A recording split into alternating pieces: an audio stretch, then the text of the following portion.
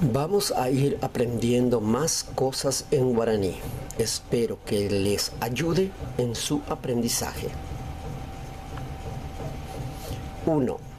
De pirube pateran de grave shehewi.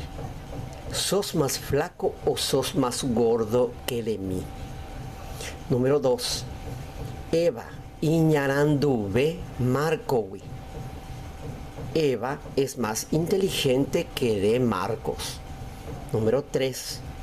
Ñandepa ñande ubate haekueraisha.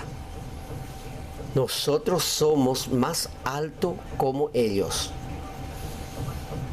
4.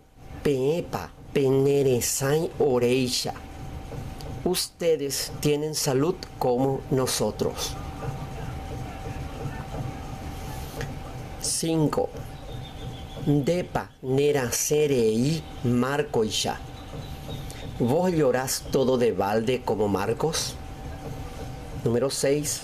Raúlpa hiabuku marcoisha.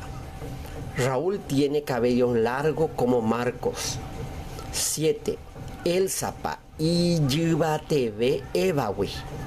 Elsa es más alto que de Eva. 8. Depa de abukube shehewi. Vos tenés el cabello más largo que de mí. Depa de abukube shehewi. Vos tenés el cabello más largo que de mí. Mucha suerte con la pronunciación.